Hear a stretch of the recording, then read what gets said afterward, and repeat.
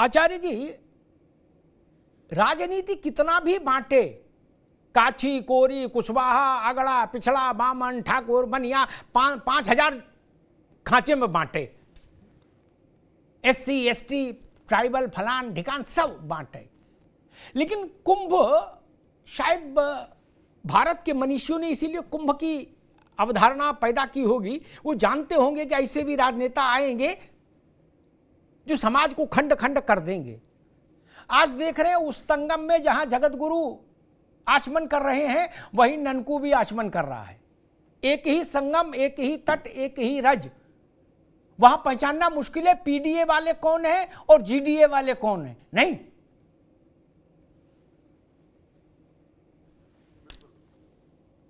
देखिए, भारतीय संस्कृति की विशिष्ट परंपरा है, अनादि काल से चलती है, आनंद देने वाली परंपरा है। लेकिन आज राजनीति तो नहीं, कुनीति करने वाले लोग इकट्ठे हो गए। ये राजनीति नहीं कर रहे हैं, ये कुनीति कर रहे हैं। और कुनीति ऐसी भयावह है कि आज जिस प्रकार का बयान अभी आपने दिखाया मुलायम सिंह जी साहब के साहबजादों का, उसके बाद दूसरे रावण साहब का, शायद नाम चंद्रशेखर, नाम रावण तो बदल दिया उन्होंने, शायद पता नहीं कौन सी सद्बुद्धि आ गई, आज का रावण नहीं कहते हैं शायद उसको, चंद्रशेखर वापस आ गए। पहले तो शायद रावण अपने आप कहते हाँ, पहले रावण थे। पहले रावण थे, आज रावण नहीं है वो, आज दशानंद नहीं, एक सिर वाले रह गए। लेकिन बड़ी विचित्र स्थिति है साहब, हज पे नहीं बोलते। किसी इनसे पूछा जाए, समाजवादी वाले शायद प्रवक्ता आपके साथ बैठे हैं, बैठे हैं अशोक जी, बैठे हैं, हाँ। तो इनसे पूछे हज किस लिए जाते हैं? अच्छा, हज का सवाल मुझे, ताकि पार्टी के लिए संकट पैदा हो जाए। अशोक जी हमारे मित्र भाई, उनको संकट में कैसे डाल दें? हज पे पूछे, जो वोट है वो भी खिसक जाए। मिल्कीपुर में अभी चुनाव होना है? गई भैंस पानी। मैं कह रहा हूँ हज किसको जरूर पूछेगा। ये मेरा एक आपसे एक प्रश्न है कि मैंने भी, मेरे को पता नहीं था, मैंने अभी AI से पूछा कि हज क्यों जाते हैं, तो उसके अंदर लिखा कि अपने पुराने गुनाहों को अल्लाह के सामने माफ करने के लिए। यही मेरे को मिला, जो मेरे नहीं पड़ी कुरान, मुझे नहीं पता था। उसमें AI में लिखा हुआ है कि अल्लाह के सामने अपने पुराने पापों का प्रायश्चित करने के लिए, उससे माफी मांगने के लिए कि जीवन नया शुरू करें। तो आप इनसे पूछ लीजिए कि वहां पर बयान देंगे अपने जो कह रहे हैं तथाकथित तौर पे, क्योंकि इनका समीकरण जिस प्रकार का है, तो इनसे पूछना चाहिए। यादव जी के पूर्वज तो विशेषतः तो आप ये किस प्रकार के हो गए, कुंभ जाएंगे नहीं जाएंगे। लेकिन बड़ी विचित्र स्थिति, मैंने कबीर को बहुत पढ़ने का प्रयास किया, कबीर ने कहीं कुंभ का विरोध नहीं किया। कबीर ने कहीं आडंबरवाद का विरोध किया, लेकिन कुंभ का विरोध उन्होंने नहीं किया। कुंभ स्नान का विरोध नहीं किया। अगर कुंभ स्नान के ऊपर उनको कुछ भी लगता, कबीर एक ऐसे कवि रहे हैं कि उन्होंने हर चीज का, पाखंडवाद का, इधर चाहे उधर चाहे विश्व में कहीं भी हो, उसका विरोध किया। लेकिन तथाकथित तौर पर आज बड़ी विचित्र स्थिति हुई, और आज जो हाल हो रहा है, अभी तो मुझे एक खबर और मिली साहब, आपके पास शायद पहुंच गई होगी, ताप्ती एक्सप्रेस की। हाँ, पथराव, ताप्ती एक्सप्रेस पथराव हो गया। सेम चीज। क्यों? क्योंकि वो कहा जा रही थी ट्रेन, वो सूरत से प्रयागराज। क्या स्थिति मच गई है इस देश के अंदर कि हिंदुओं पर, यानी हम अपनी श्रद्धा का समर्पण करने के लिए जा रहे हैं, ना आपसे कुछ मांग रहे हैं। अगर सरकार व्यवस्था कर दे तो बहुत अच्छी बात है, और सरकार ने आज अपना दायित्व समझा हिंदुओं के प्रति कि उनको भी जीवन जीने का अधिकार है। हज हाउस से निकलकर कुछ और भी करने का प्रयास करना चाहिए। यदि हो रहा है तो उसके ऊपर भी पेट, अभी कमेंट आया था किसी व्यक्ति का भी, अभी जिसके अंदर की चार गुना ज्यादा खर्च हो गया। अरे किसी ने पूछा आपने हज पे कितना खर्च कर दिया? हज हाउस जो बना के रख दिए थे, आलीशान महल बना के जो खड़े कर दिए, आलीशान महल, वहां रहना नहीं था किसी को। ठीक, वहां रहना नहीं था किसी को। मैं आज इस बात को कर रहा हूँ, मैं कभी नहीं बता जाऊँ उसके ऊपर कि आज हज हाउस आपने कितने आलीशान 5 स्टार हज हाउस की, जो जहां हज कहाँ होती है साहब, हज कहाँ होती है? मैंने जमनाबाद, इसमें गाजियाबाद में देखा, वो इतना बड़ा साहब, वो क्या चीज थी बाद में पता चला वो हज हाउस है। क्या करेंगे उस हाउस का? क्या करेंगे? ठीक है आचार्य जी, मैं आता हूं। ये हज वाले बात मेरे दिमाग में आ है, और अब पुख्ता हो गई। मैं अशोक जी से पूछूंगा, एक टिप्पणी में नीति जी से लूंगा। नीति जी, मेरा प्रश्न वही कि भारत के समाज की एकात्मता का दिग्दर्शन है कुंभ। राजनीति तोड़े और 12 साल में एक महाकुंभ होके, पूर्ण कुंभ होके, जितनी टूटन समाज में राजनेता लाते हैं, उस सबको वो वापस सी देती है, तुरपाई कर देती है। फिर भारत सनातन एक हो जाता है, आज जो कुंभ में दिख रहा है। नीति जी और सारे पैनल गेस्ट को मेरा प्रणाम। और आज लोहड़ी का पर्व है, लख लख बधाइयां आपके व्यूअर्स को लोहड़ी दिया। कल मकर संक्रांति का दिन है, सूर्य उत्तरायण हो रहे हैं, तो आप सबको उसका भी बहुत बहुत शुभकामनाएं। अमिताभ जी, कुंभ जो है, महाकुंभ सनातन संस्कृति के संरक्षण हेतु, उसके अस्तित्व के हेतु, ये वो विषय है जो सारे सनातनियों के आत्मा का और उनके एग्जिस्टेंस का विषय है।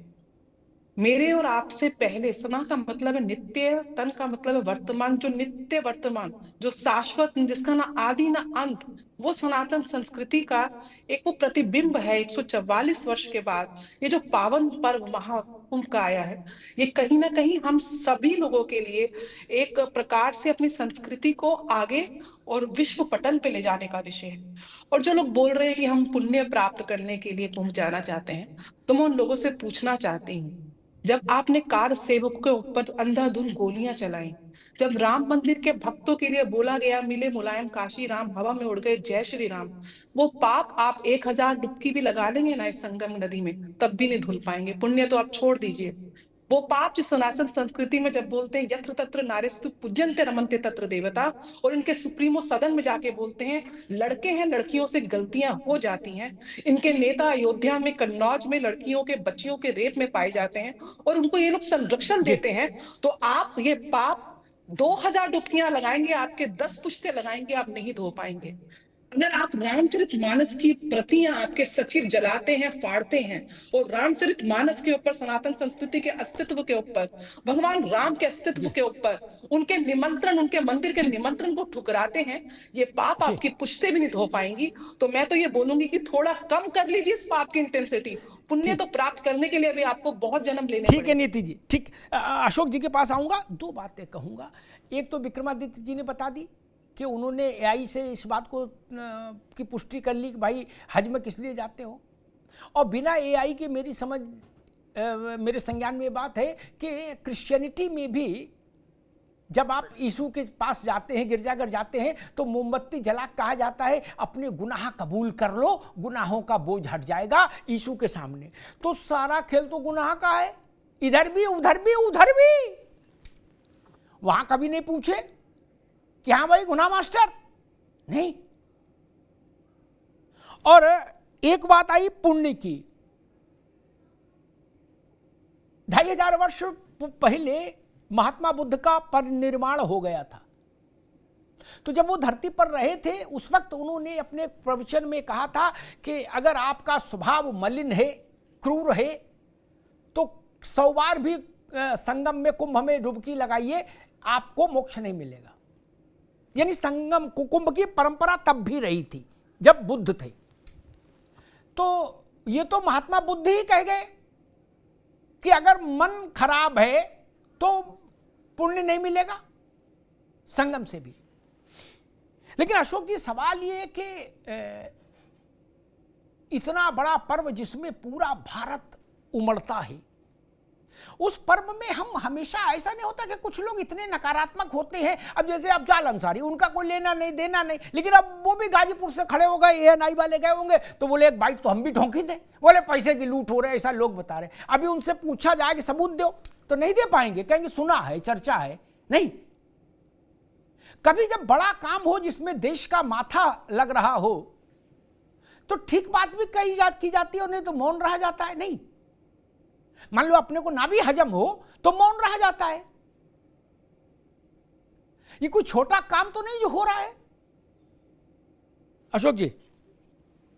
अमिताभ जी, देखिए आपने कई सारे सवाल पूछे और बेसिकली आपने अफजाल अंसारी जी को कोट किया है। तो उनका जो सवाल था, उन्होंने जो सवाल खड़े किए, मुझे लगता है नहीं, वो बेसिकली वो अफजाल अंसारी इतने बड़े आदमी नहीं कि बेसिकली उनका, मैंने तो मूल सवाल ये पैदा किया, आपसे पूछा कि भैया हज वालों से ऐसा पूछ सकते हो क्या, पाप धोने वाला विषय। और दूसरा मूल सवाल, आपका पीडीए, पिछड़ा, दलित, कोरी, कुर्मी, कुशवाहा है, यादव में 2 गोत्र, ये जो आपकी मैथमेटिक्स है, ये तो संगम में फेल हो गई। वही बामन है, वही कुर्मी है, वही कोरी है, नहीं, और वही आहिर है। मूल सवाल ये है, 2 करोड़ लोग, अशोक जी, 2 करोड़ लोगों की आप पीडीए स्कैनिंग करके हमको बता सकते हैं? पीडीए स्कैनिंग में नया शब्द दे रहा हूं। 2 करोड़ लोगों ने अब तक डुबकी लगाई है, आप उनकी स्कैनिंग करके हमको बता सकते हैं काछी कितने हैं, कुर्मी कितने हैं, कोरी कितने हैं, ठाकुर कितने हैं, और ठाकुर में भी जो अलग अलग गोत्र हैं वो कितने हैं? ब्राह्मण कितने हैं, ब्राह्मण में भी सरयू पारी कांडकुब्ज कितने हैं, ये सब बता सकते हैं? अमिताभ जी देखिए, महाकुंभ सबका है, ये किसी जाति धर्म मजहब अगड़े पिछड़े का तो है नहीं। तो ये सवाल मुझे लगता है कि इसका औचित्य मैं समझ नहीं पाया कि ये सवाल क्यों किया जा रहा है, क्योंकि महाकुंभ आज से तो लग नहीं रहा कि योगी जी मुख्यमंत्री बने हैं तो महाकुंभ का आयोजन कर दिए, ऐसा तो है नहीं।